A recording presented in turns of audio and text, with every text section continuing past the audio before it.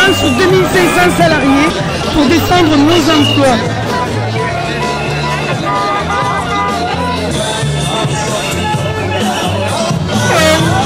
BPI nous a rejoint avec son 120.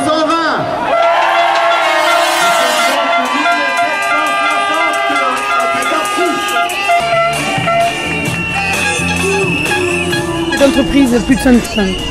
Elle délivrait des prêts pour l'accession à la propriété aux ménages à faible revenu.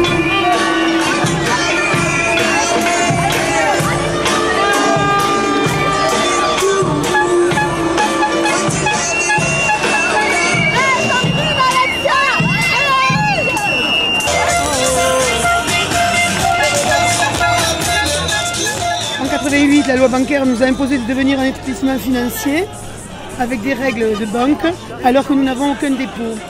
Nous sommes obligés de nous financer sur les marchés, c'est-à-dire c'est basé sur la confiance. Nous empruntons pour prêter et nous prenons la marge. Mais aujourd'hui, Moody's nous a dégradés à cause de la crise financière. Nous sommes le premier établissement à tomber.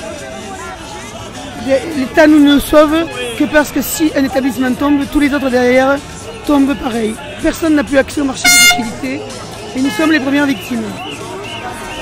Par contre, nous avons 2,4 milliards de fonds propres, on ne sait pas ce qu'ils vont devenir. On nous demande, l'État nous sauve, mais il ne nous donne pas un euro. Il nous apporte juste sa garantie. En contrepartie, l'entreprise doit fermer. C'est-à-dire qu'elle ne doit plus que gérer les prêts. Et après, sera dépecé un morceau. Alors, les 33 milliards d'encours seront donnés à quelqu'un qui prendra 550 millions par an pendant un certain temps. Et puis, de moins en moins...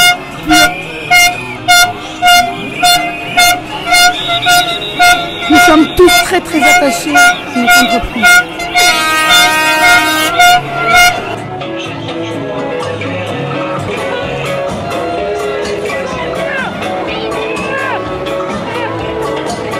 J'ai toujours préféré aux voisins et voisines qui vident leurs armoires en quête de suicide.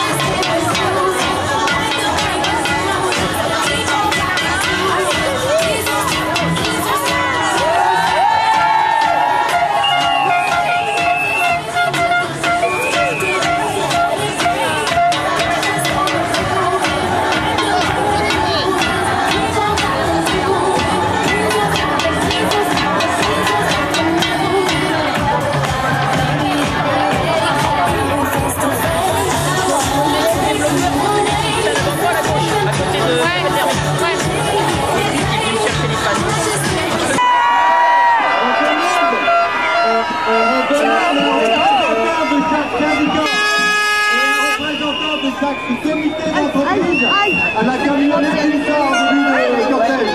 Donc un représentant de chaque syndicat et un représentant de chaque comité d'entreprise.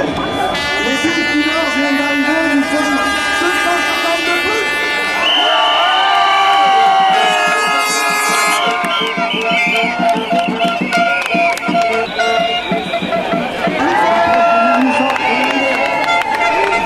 Vous avez payé la SACEM? Sûrement, on fait tout dans les règles.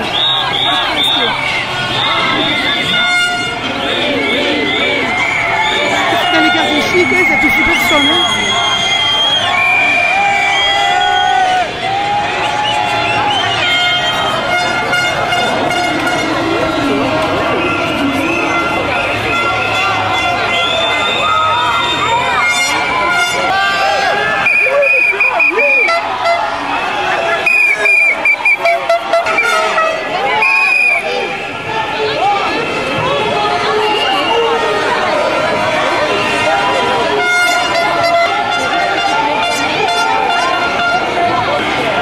Un petit monstre.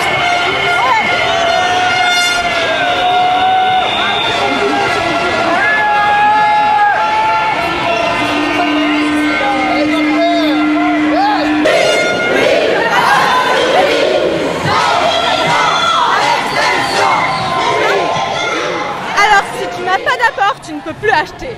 Si tu es célibataire et que tu gagnes moins de 3 000 € par mois, tu ne peux plus acheter. Si tu n'es pas en couple et que tu habites sur Paris, c'est fini pour toi. Si tu vas accéder à la propriété et tu as de revenus modestes, mais pourtant ton loyer est plus important que ton crédit, tu ne pourras pas non plus acheter. En gros, si tu es pauvre, tu es couillonné pour la vie. Et oui, grâce au Crédit Immobilier de France, tu pouvais faire ton rêve.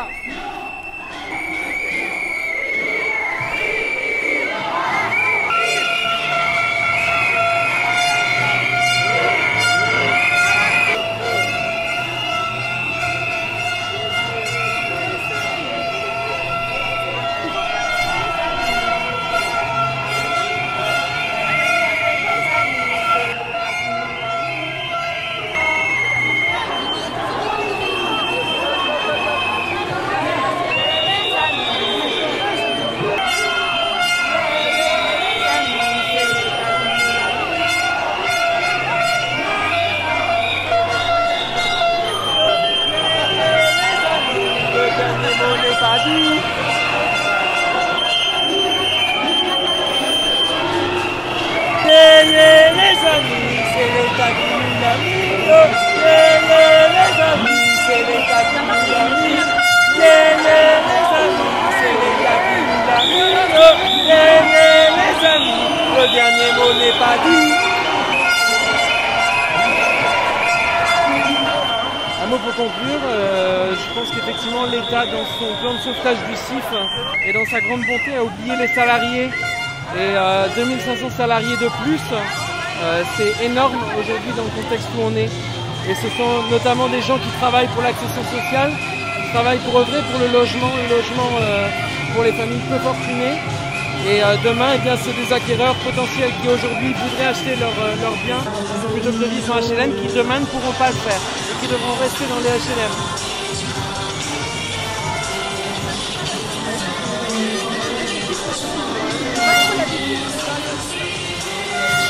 Moody's nous a tués, l'Europe a fini de nous achever, malgré plus de 100 ans d'existence. Et bon, c'est avec un grand pincement au cœur qu'on voit disparaître le crédit immobilier, puisque l'entité telle qu'elle existe, on ne se fait pas d'illusions, elle est finie, puisque personne n'en veut.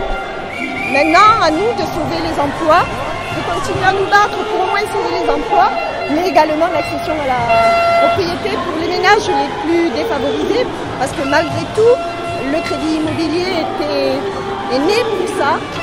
Et c'est cette catégorie-là de personnel qui ne pourra plus, de personnes qui ne pourra plus avoir accès à la propriété. Donc on espère qu'ils ne seront pas oubliés et que par là même, nous pourrons sauver les emplois. Peut-être pas tous, mais on va se battre.